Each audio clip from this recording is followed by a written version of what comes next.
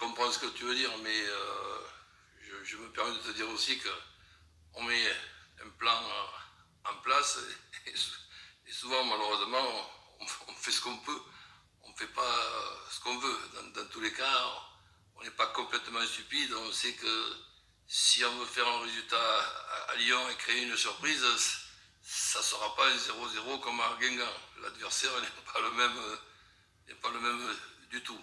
Donc, maintenant, pas toujours me plaindre, mais si on rencontre le Lyon que Dijon a rencontré, on peut avoir une chance. Mais là, j'ai pas l'impression que ça sera le même Lyon. Et si je regarde un petit peu les autres matchs, il y a un Monaco-Amiens, on ne sait pas du tout ce qui peut se passer dans ce genre de match.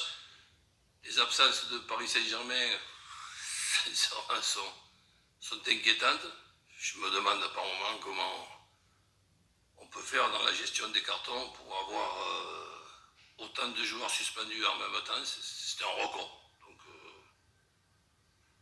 nous sommes quand même préoccupés en se disant, tiens, si des fois tu m'as posé comme question, est-ce que tu préférerais rencontrer Paris comme le fait Dijon et changer d'adversaire? Je te dirais avec plaisir. Je ne vais pas te dire qu'on pense plus à Bordeaux qu'à Lyon. Ça serait une faute professionnelle. Mais c'est vrai que normalement, on devrait avoir plus de chances de prendre des points contre Bordeaux que contre Lyon.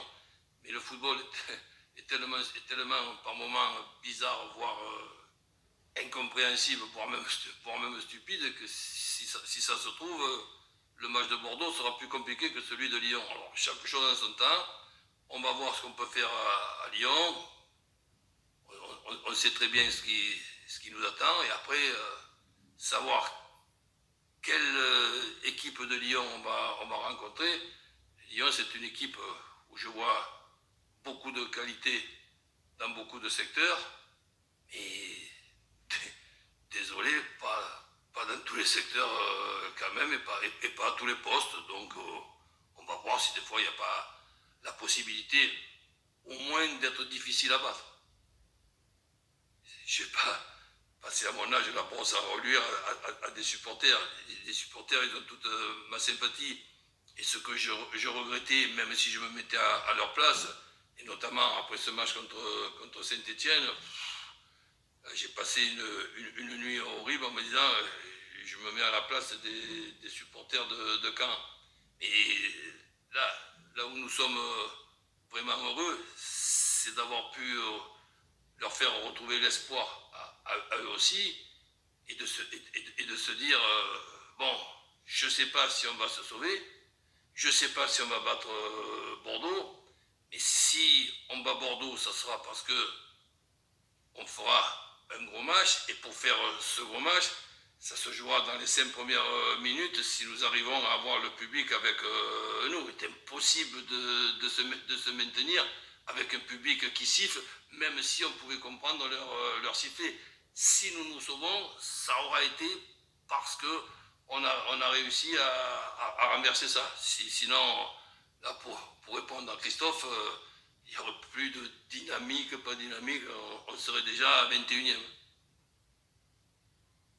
Non, mais ça démontre logiquement que la saison, elle est difficile pour tout le monde, même pour vous. Commenter la saison du stade Malherbe depuis l'intersaison dernière, quand je lis le récapitulatif, ok, c'est sûr que c'est une saison pénible et compliquée.